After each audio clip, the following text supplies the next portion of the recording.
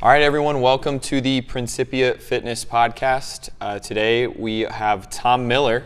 He's been a member at Principia for a couple years now? 2 years. 2 years.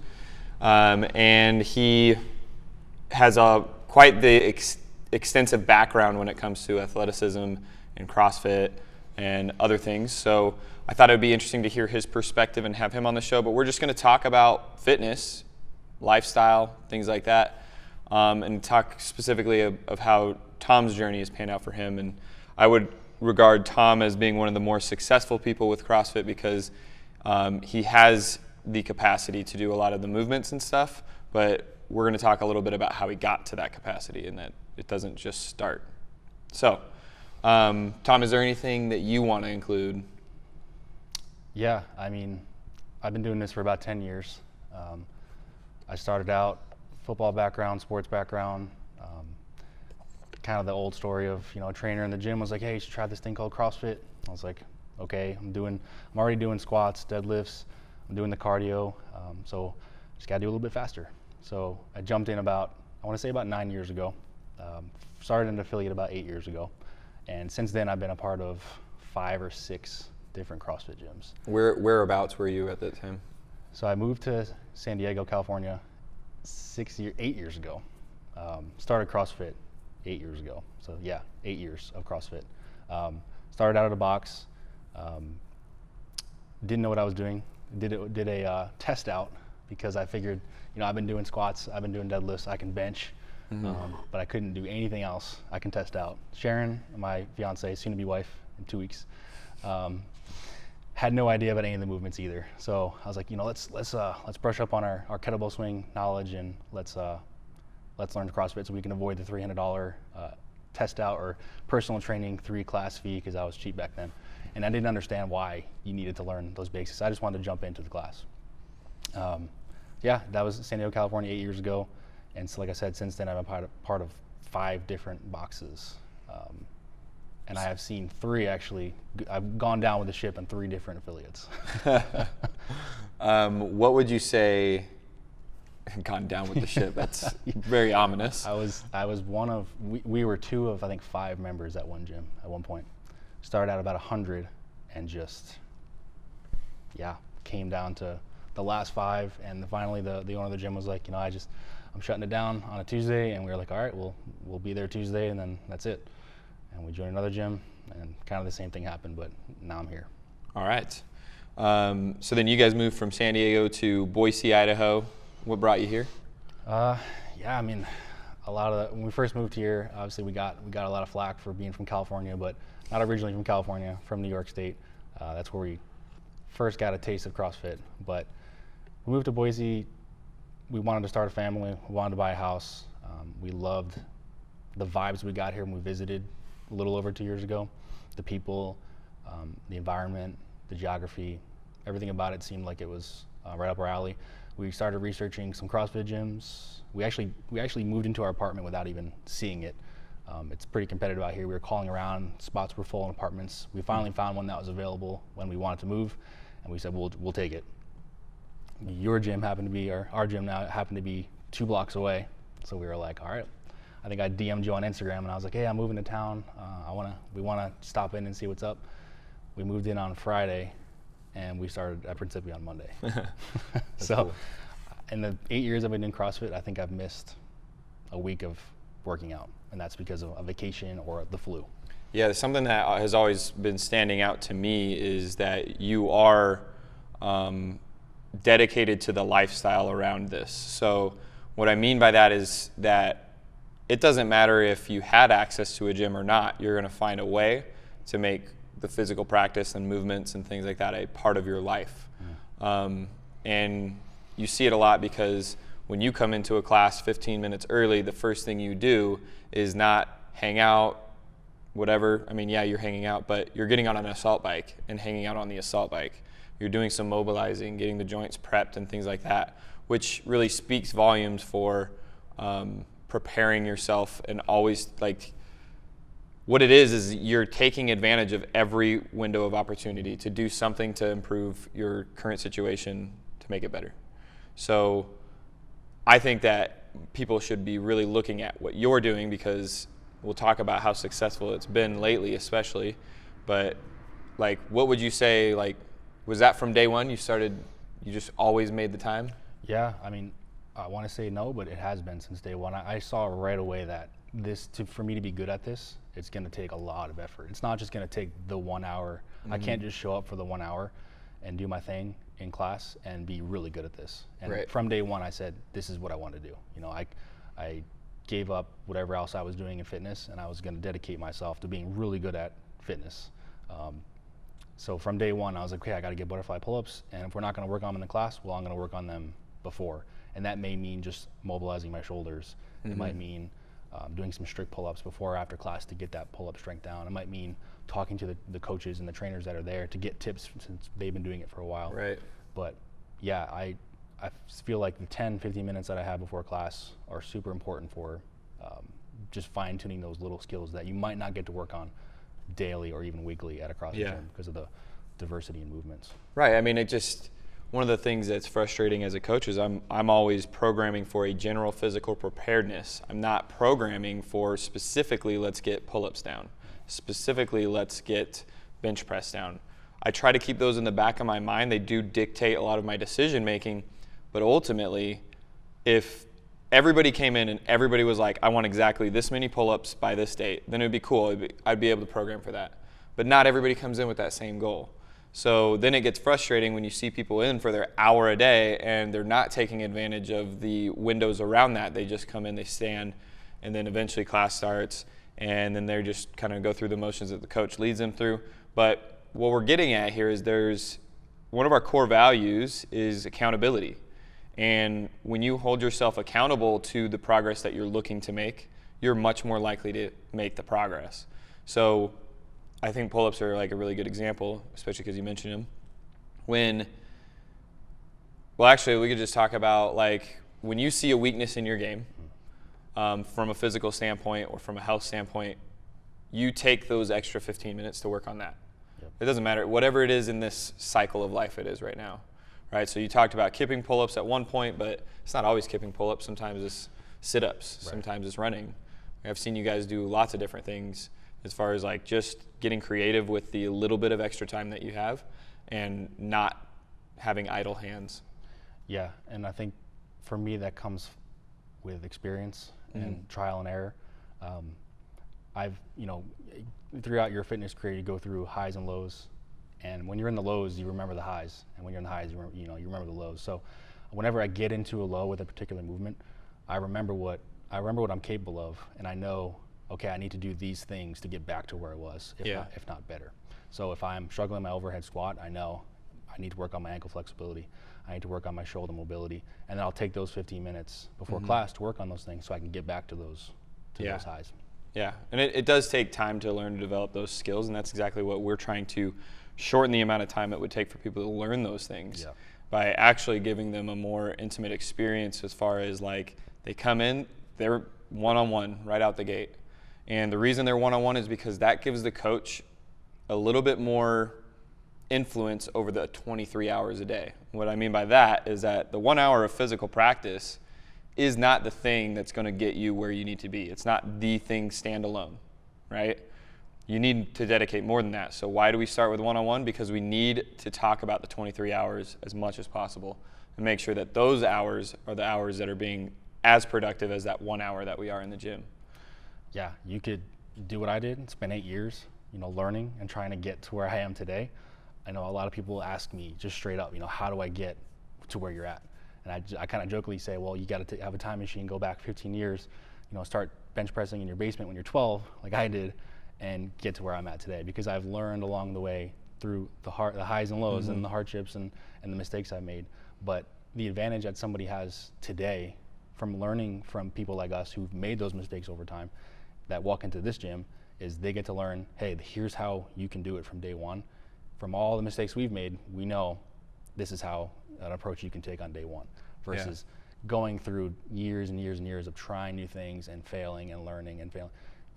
We have kind of a recipe now for the person entering into fitness, how to succeed from the start. Yeah, so we're talking a lot about your success. Can we talk more specifically so that people understand like that you're not just Joe Schmo talking about it, and that like we can talk numbers a little bit. Like we just recently did some testing. You want to talk about any of that stuff? Yeah, I know we went a while without testing, and testing is great because obviously you always get to see. That's why CrossFit has their benchmarks and we have our 1 rep maxes. And we hadn't done them for a while. We entered this new training block where we're taking a step back from the intensity, and we're focusing more on the movement themselves, practicing the movements versus just going 100% effort all the time. And that's a mistake that I fall into a lot, is thinking I just need to go hard every single day, beat myself down, be super sore, come back the next day and just be like, oh man, I'm so sore from yesterday's workout and don't know how I'm going to do today. But I've been coming into the gym lately fresh every single day. I think that's why I've been able to recently PR my 2K row, which we don't row as often as we should to hit a PR. Yeah, we definitely weren't aiming for a 2K. That was so we're in a new phase where we are training for the 2K row a little bit more specifically, just for the next 8 weeks or so. And at the beginning we test the numbers, and then at the end we want to test the numbers so we can mark the improvement. And so what he's saying is he PR'd his 2K row after doing 8 years of CrossFit or whatever, which a 2K row is kind of like the rower's equivalent of a 1 mile run test. It's like a very hard number. It's one of the most difficult durations on the rower. So like a 5K to me is easier than a 2K because you physically cannot be as intense with a 5K, but with a 2K you can get into those 90 to 100% ranges throughout the row, and the pain is significant compared to a 5K. Yeah. And so not only mentally to be able to, like, we talk about the aspect of mental to physical here, like mentally you can tell yourself one thing all you want, but physically is another thing to do it, and vice versa. You can physically say, well, I'm physically capable of X all the time, but then mentally, if you're not feeling prepared, that's never going to happen, right? So what you're saying is that there's a synchronization right now, mentally and physically. You're able to come in every day ready to hit the workout at the appropriate intensity because the intensity is already kind of selected for you. Yeah. So that's something that we do, which is probably very different than other gyms, is RPE. Today you're going 70%, that's it. Today you're going 80%. Or based off of your stress levels coming into today, where if you're feeling really stressed out, you're gonna lower your rate of perceived exertion during the workout. If you're not that stressed out and you're feeling good, that's when you're gonna go. So we don't dictate like everybody's on the same exact intensity, but we do make sure that it's a voice of reason in there every day so that people are reminded like, hey, maybe today's the day that you just practice the movement instead of going full speed. Like the analogy I think of it is like all those kids playing football. When you're in practice and you're like not even wearing full pads sometimes, like how much percent effort are you giving to the plays and things like that? If any of them is giving 100% effort, the coach is going to back them off, try to get them to work on fundamentals of cutting, fundamentals of running, fundamentals of changing momentum, that sort of thing. But they're going to slow them down to learn that. But then when people go to CrossFit, it just seems like there's a sickness almost. Like mentally, you have to hit that intensity, otherwise you're less than. And that's not true. You're not less than. In fact, the opposite is true. You're more than if you have the ability to have the mental toughness to say, I'm going to do it at this percent intensity and actually stick to it. Yeah. And it's true. Like we did the double under test and you opted out because you hurt your toe. That's like you already knew your capacity was cut into from hurting your toe from stubbing it on a run. He was being he was in the mountains, so. Yeah, it was tough stuff. Tough guy stuff. It's not just a jog, not just a 400-meter jog. But anyway, knowing that was cutting into your capacity, you know, like, hey, I'm just going to back off on these double under tests today and not really go for it. Yeah. And that's okay. To me, the mental part of that has been big lately. I can come in every single day and know that I'm fresh mentally because yesterday I didn't just tear myself apart physically and mentally, because the workouts can do that to you mentally. You know, we did Fran a couple weeks ago, and I was pretty beat up mentally just knowing, like, even the day before you're stressing about it because you're like, I know this is going to hurt, and it's causing you that mental stress and anxiety, and then you do the workout and then you're dealing with the after effects of that for a day or two, and your workout the next day is going to suffer too. But I think recently having the mentality of I'm coming in every day to practice these movements and get better, so that when we do test, you know, I'm ready. I I have a general idea of my capacity and what I should be hitting because of that experience, but mentally I'm there, every single day I come in. Yeah, so I think when I hear you talk about it, I'm thinking like, oh, so the workouts make you anxious. Oh, the workouts make you nervous because you know that there's a physical amount of pain that you're going to have to push yourself into in order to facilitate the adaptation desired. Now, with all that, we can parallel this. This is fitness life for Tom, but let's parallel it to anything in life that you want to become better at. So if you are let's just say a nurse working at a hospital, so that's your profession, that's your career, you take it seriously, you are a professional, you want to advance up the ladder in nursing, then you're not just going to come in and check the boxes and have a shitty mood and attitude about it, right? You're going to mentally prepare yourself for the tasks at hand. You're going to mentally prepare yourself to walk the floor. You're going to mentally prepare yourself to have hard conversations with some of the people that are in the beds and some of the family members. You're going to prepare yourself all the time for that. It's not going to be only during your work shift. If that was the reality we lived in, then nobody would get anywhere in society. You have to give this, and it's the same thing with the fitness side. If you want to focus on your fitness, then it needs to be more than an hour a day of focus on it. That doesn't mean you're physically practicing Fran when leading up to it, but mentally you are preparing. Right. And so learning how to do it, so here's the parallel really. Learning how to see the amount of pain that you're going to have to tolerate in order to create the adaptation desired. That's your goal, that's your vision, and that's what you see needs to be done. How do we take that in our day-to-day lives? And there's situations that occur there where there's anxiety. Oh, I'm about to have this conversation with my boss. I'm not certain what it's about. The vibe in the room isn't right. How are you going to deal with that anxiety? Because how many times have you caught yourself trying to mentally prepare yourself for that conversation, let's say, and you end up making it worse because you were all in your head, and then you're shaking and you're nervous, and a situation that could have been really good, or you could have taken a positive spin out of, you can actually put yourself through worse. And so I think you're practicing it every day with certain workouts, right? So if people can make that parallel in their lives, it'd be huge help to their ability to always be pursuing something better. Yeah, with experience, right? I know that I'm going to be okay at the end of a workout, but when you 3, 2, 1, go, you forget that immediately, and you're like, this sucks, this hurts, I'm going to die, I want to stop this, I need to go slower, and I want to go outside and breathe and puke. But it's just like at work, if you're going to have a meeting with your boss, like you said, and you don't know what's going to happen, you're going to stress it all day long. You go into the meeting, and your boss is like, hey, you're doing a great job, I just want to let you know. All right, have a good day. And you leave, and you're like, oh, I can't believe I was stressing so much about that. That's how these workouts are. But for me, it's reaching back into what David Goggins calls the cookie jar, and saying, I've done this before. I can reach in, I can grab a little bit out, and I can be confident to know that I'm going to be okay. But I don't necessarily have to go 100% hard every day, and I don't have to have this unfound anxiety, this unnecessary anxiety every day for a workout, because that intensity doesn't always need to be 100%. Let's talk, so David Goggins is a Navy SEAL who had to do Hell Week 3 times? 3 times. 3 times, and it was back to back to back, I think, too. Which Hell Week, you're lucky to survive. You're in a very small percentage of people just to survive it 1 time, but to do it back to back and to do it 3 times total. And it was some things that were outside of his control. The dude literally was taping his legs together because he knew that they would break if he didn't tape those sections of his leg together, basically. Right. Just so he could get through the week, which I'm not saying go tape your legs and go to CrossFit, but what I am saying is that the reason he's quoting David Goggins is because the book Cant Hurt Me really puts it into perspective for you. You should be striving for that struggle. That struggle is real, and you need it. You absolutely need it to have a happy life. So if you're looking at the struggle and it's daunting, look at what the potential it creates from it. And that'll kind of flip that perspective for you. Be like, okay, well, I'm going to be this much harder to kill. I'm going to be this much better at this. I'm going to be this much better of a father. Whatever it is, it's teaching you something. That struggle is needed.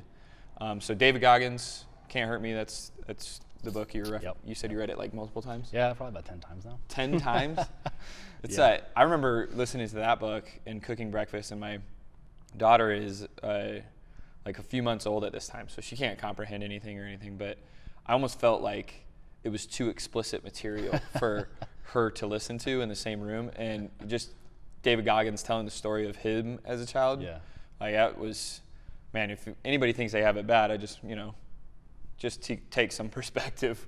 But anyway, I recommend that book. That is a good book. Although I think there's certain people that don't need to hear that message that maybe do it too much. So like, again, we talk about the intensity every day. If you're going intense every single day, you're likely going to eventually hit the wall. Yeah. And the wall can take many different forms. It can be physically hitting a wall in a workout where it's just temporary, it's done, you got to move on. Or it could be the wall in life where it's like, fuck, I've been doing this CrossFit thing for 2 years and I've seen so much progress from here to here, but lately I can't seem to get over this hurdle and my body aches, this hurts, whatever. And then it's quit altogether and you no longer have fitness as part of your lifestyle. And if that's the acceptable outcome or the acceptable risk, then go intense every day by all means. If that's an unacceptable risk for you, then hire a coach who can give you prescribed percentages and talk to you more about your intensity and appropriate that. But yeah, I think about that a lot when I've been doing this for so long, I've seen people come and go, and it always amazes me when I just see someone who's been doing CrossFit for a few years just kind of stop. And I'm like, what happened to that person? To just make them just say, you know what, I'm done. I'm just done with fitness, and I don't want to even work out anymore. I'm just gonna give it up after a few years of, relatively good success and highs and lows there. But to just say, you know what, I'm done, and I don't know what that is. Is it burnout from not having the appropriate goals? It's some other things going on in their lives. But I think about what keeps me going over the 8 years, and I think it's every day I come in, I know I can get better at something, and it will never get boring to me. It's like, okay, you've PR'd something, you could always do better. You can always increase your range of motion. You can always get a little faster in certain movements or feel a little better. And you've alluded to it too, like you feel ready to go every day. So, I mean, I could speak to why that person quits because I haven't quit, but I have had those feelings and I know where they were coming from. I've been able to pinpoint them. And this is where it is.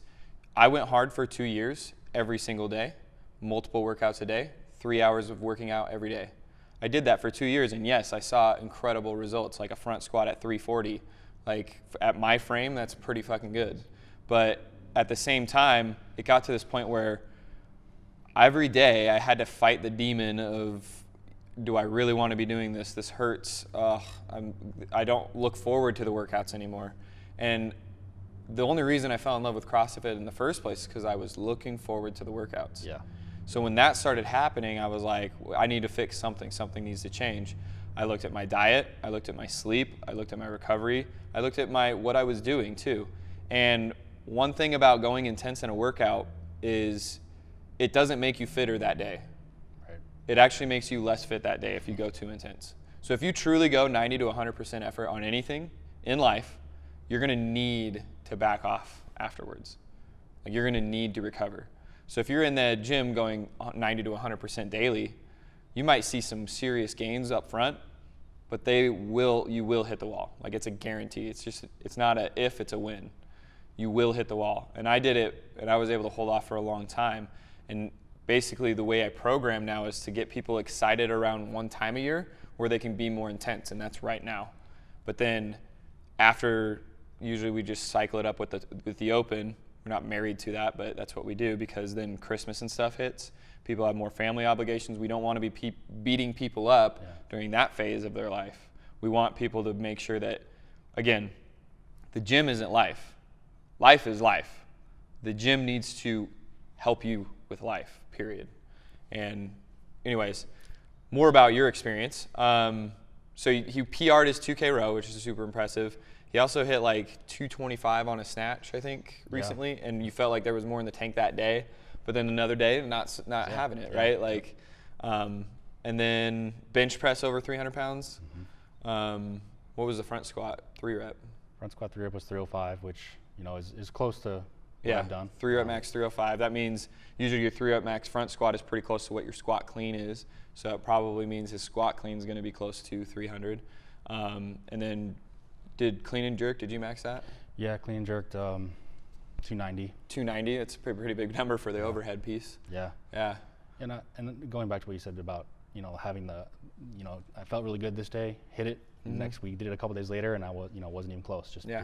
And I try to tell new people that all the time. Like, you could be feeling great one day, and you didn't sleep, or something happened in your life the next day, and just because you're not where you were a week ago doesn't mean you got worse.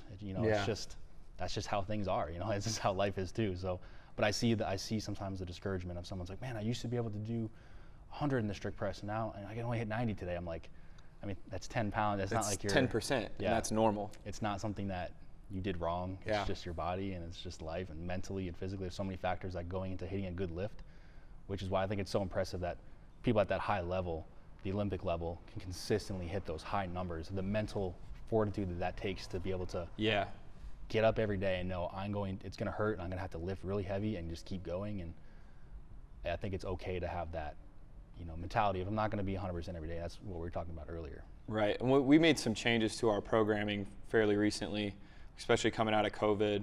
You want to talk a little bit about the experience in the program since, post reopen after COVID? Yeah, I think the quarantine workouts that we did were obviously great to keep us moving. But we were all definitely missing that community aspect of our gym and the barbell in my hands. I think I texted you once and I was like, I need a barbell in my hands. I'm going to go crazy. Been doing it for 8 years. I can't imagine life without a barbell right now. And that's just because the barbell is one of the best tools that I have for fitness. So I was like, I need that tool. But that mental and physical break of the everyday grind of knowing that I have to put myself through this, I think was a nice break. So getting back into the gym and then knowing what I missed out on the past couple months, and with the new style of program that we're doing with more of a focus on the mental side of things, how you're feeling today. You don't always have to go 100%. That wasn't necessarily communicated, in my past gyms or even, earlier when I had started here. So now that that's constantly being drilled into my head every single day is, hey, how are you feeling today? Like if you're not feeling like you can PR today, don't even try. You're just gonna get discouraged. It's just you're setting yourself up for failure, and like failure is important, but you don't have to literally fail on purpose. You don't have to do that to yourself. Yeah. So the new programming, I don't want to say it's new programming because, it's something that you've had. It's evolution of the program. Yeah. It's allowed me to take a step back and say it's okay to take a rest day. It's okay to take a day where I just focus on mobility, like our Thursday classes that we just do stretching and rowing and breathing. It really kind of gave me a new perspective on my training, my outlook on training, because it never really was like, hey, I can take a step back. I always thought if I take a day off or I take a step back, I'm just getting worse. Yeah, and in fact, I think people see when they're plateauing, depending on the type of person, but in your particular type of person case where you know that you could be hard charging, or I can see that as a coach, this person's going to hard charge all the time, then as soon as they hit the plateaus, as soon as this same time when the conversation needs to happen, like, hey, let's actually back off a little bit, and then all of a sudden you peak over that plateau, and that's kind of what's happening. Is like you hadn't hit some of those numbers in a long time, right? And now you're hitting them, and it's because the workouts aren't harder necessarily, but the programming has been different, that's for sure. And it's more, the reason the programming has changed so much to me is because if I'm going to program for general physical preparedness, I need to make sure there's a lot of things going on in that. And if people are only going to come in an hour a day, then I need to make sure they're moving for an hour a day. And I take a lot of accountability myself over the athletes that come in and leave my doors. So I want to make sure that while you're there, you're getting the most out of it. And that looks very different for every single person, and it's going to look completely different for you if you're listening. But for Tom, it's been good because basically, you want to talk about the structure of it? Yeah. Well, how about we take a quick break, and then we'll talk about the structure of it. So we'll be right back. All right. So sorry about that commercial break. We're back now. So Tom was about to go into the phase of programming we've been in, and just kind of talking about what the programming looks like from his perspective, not mine, because that could make it sound like whatever. But yeah, the classic CrossFit.com where they throw up the workout and it's just do the workout and that's it. You post your score, you're done. Since we come back from quarantine and gotten into this new cycle of training, the 60-minute class that we have is a 60-minute movement whether it's a 2 or 3 part warm up designed to get your joints mobilized for that specific movement we're about to do. Getting into some sort of skill work, whether sometimes our metcons I've noticed lately have been just skill based. They're not even for time.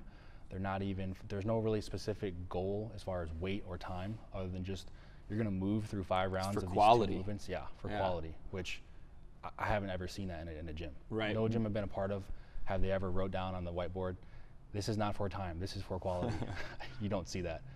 You just see, people wanting to get their sweat on and feel like crap at the end because they think that's how you see results. But yeah, there's that rush of hormones that you get from an intense workout, and people are always chasing that, and they become addicted to it, much like cocaine. But cocaine isn't healthy to do every day, so that rush shouldn't be something that you have to feel every day. Yeah. You should feel different levels of that rush. And for quality, I mean, if you become a technician when it comes to how you perform just one movement, and you perfect and you just go all in on that movement, and that's your sole focus when you're doing that movement is on that movement, you will see much faster results than if you just go faster. Yeah. Right? So becoming a technician on the rower can teach you how to very efficiently create power on that machine and sustain power output for any duration. But if you're just like, let's just set you up on this AMRAP 10 minutes row, go nuts, you probably won't progress as well as if you're actually becoming a technician on that machine or in the squat, or it doesn't matter what the movement is. But and that's one thing I noticed with you is that you don't let your mind wander during the workout. And one of our core values is intention, and Tom expresses intention very well. And that's what really gets him results. Is you don't need to go faster for that workout. You need to have more intention most of the time. I would say 9 times out of 10 on a workout, I could have gone a little faster, but at what cost? Right. The cost of quality, the cost of my joints, the cost of, for what? For a cooking dinner that night. Yeah. Like, you're not going to cook dinner that night if you went nuts on that workout. Like, I think about it more and more. This is the perfect scenario, is how many of you listening have done a CrossFit workout, really intense workout, doesn't have to be CrossFit, I guess, but really intense workout, and then gone home and lived your life as if you were ready to live it. Like, gone home, made dinner, made the right choices around health and diet and sleep and stuff like that. Not too many people can say that they also did that. And I would argue that sometimes that intense workout causes that. Like, I've been in positions where I knew what was for dinner and I was going to have to cook it, but then I do the intense workout and nothing feels better than my couch, and nothing feels more appealing to eat than something that's simple and convenient, and you actually end up ruining your health by going too intense if that's what's happening, right? Yeah. So, yeah, and going back to the structure of the class that we have now, I think you and the coaches have made it clear that the intention, that it's okay to take a step back and how are you feeling today, so that you can go on and live the rest of your life. Like, this hour, is designed to make you better and fitter and to look better, but we still want you to have a life outside of the gym. We don't want you to just have this one thing that consumes your entire life, and it becomes a sickness if that's the case. Yeah, it does, and I see that in a lot of people. They think, like, I have to just come in here every single day and just grind away and get the best time possible and suffer, and my hands have to be bleeding, otherwise I didn't get a good workout in. Oh yeah, the posting pictures of your torn up hands. Yeah. I'm officially a CrossFitter now. Yeah, and back to the technical quality movement, Rich Froning was my idol. He still is. I mean, when I first started watching him in the games in 2010 to where he is now, like, you watch his movements and they are just perfect, and it looks like it's easy for him. But it's because he's so technical, and it looks, Because when he's practicing, he's doing it with intent. He's not doing it for speed. He's not doing it for time. Most of it's like, when you look at any of those great athletes, any great athlete, any sport, when you break down what got them where they are, it wasn't going hard every single time. It was going hard when the time mattered, right? When it mattered most is when they go hard. A good athlete only expresses the energy needed to accomplish the task. That's it. So when you're looking at the squat, and you're not working on the mechanics of external rotation of the hip, and they never focus on developing that, then you're going to be limited in your capacity eventually. It doesn't matter how fast you do air squats right now.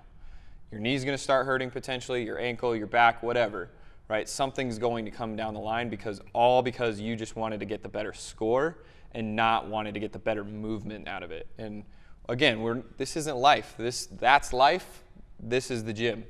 So you come in here to be intentional and you leave a better person. Yeah. That's a big takeaway. I was going to say something too that you had touched on earlier, is you were talking about how during quarantine you're like, man, I need a barbell in my hand. Like, I haven't not touched a barbell in this long in my life. And it does, like, this stuff, when you practice it every day, it becomes a part of your identity a little bit. Yeah. And that's when I always throw the words of caution out there. But like, we don't want this to be your identity, but your identity needs to be the person you want it to be. So that's like, when you look at self-development things, like, if you take who you want to be and start telling yourself that story, and then your actions will start falling in line with the story that you were telling. It doesn't mean lie.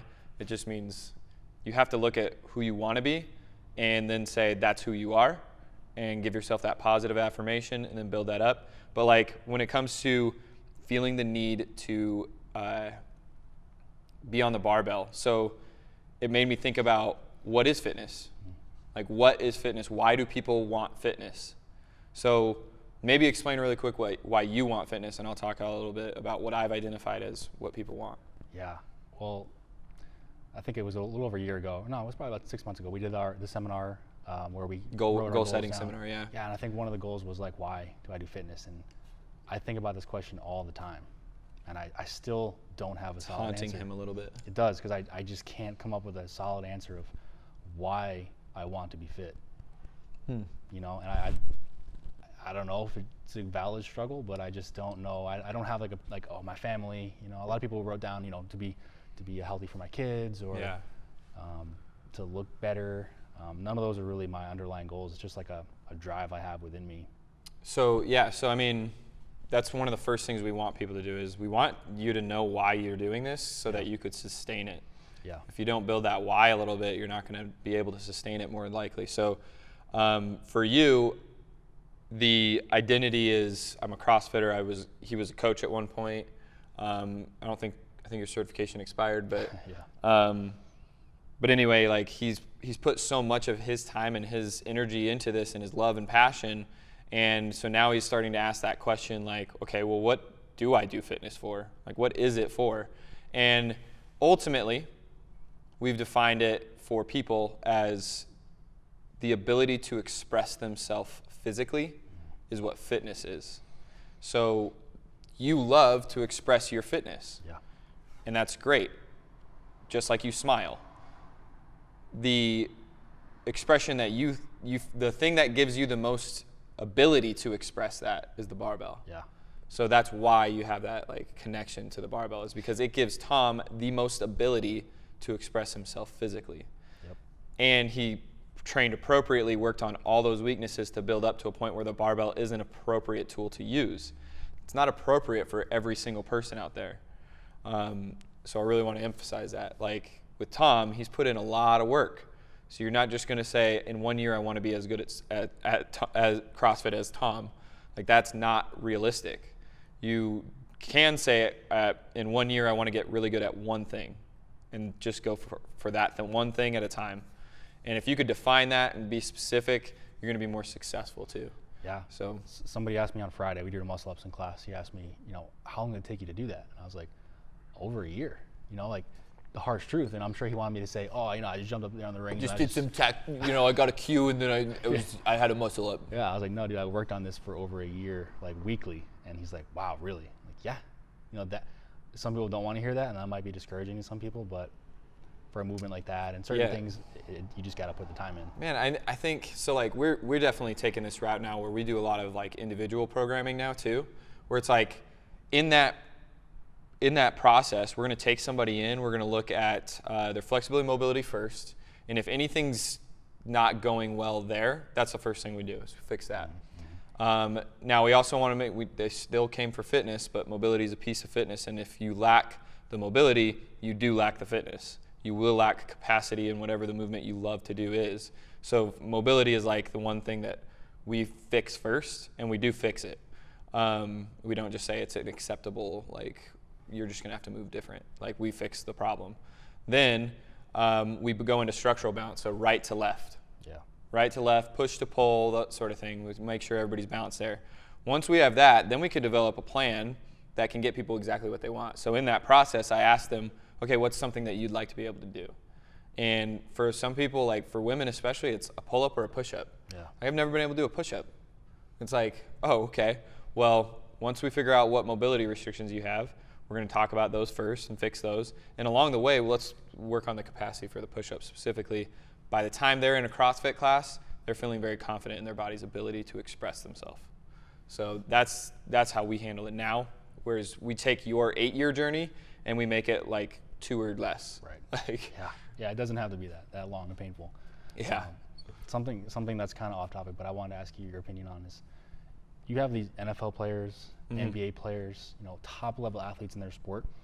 LeBron James, best at what he does in the world. Yeah. But if you watch him, some videos of him lifting weights, you could tell his balance and his mobility are terrible. And it's like, do you think there's a line that you have to draw to say you just cannot focus on certain things if you want to be the greatest in, if I want to be the best Olympic weightlifter So in the they're world. specializing. Yeah, so if you wanted to be a CrossFit athlete, I know Which means you can't specialize. CrossFit is right, not specializing, specializing, not specializing. But do you think there is a line you have to draw to say, I can't spend 3 hours a day working on mobility and balance if I want to be great at this? Well, that all is based off of, like, if you're trying to become the LeBron James of something, then you better have already given up everything else in your life. Your family is put on the back burner. Your career at whatever else you do right now is put, like, if that's really what you want, like, you would have to sell everything. It's literally like, you think LeBron James didn't have to make those sacrifices? Like, Yeah. I guarantee you he did. Same with Michael Jordan. Like, he even talks about it. Like, the sacrifices those guys make are the sacrifices that the normal people aren't willing to make. So, yeah, there would be a lot of sacrifice. But is your question, are they limiting themselves by not working on those things? I guess my question is, if they did focus on those things, would it make them a worse basketball player? Oh, I see. It depends. So I think the one I think of is like a power lifter. A power lifter is probably going to have really tight shoulders, not a ton of mobility there. And they're probably not going to have a lot of mobility in the hip because they need this range of motion, and it's very specific, although the hip one is pretty deep because you have to do the back squat.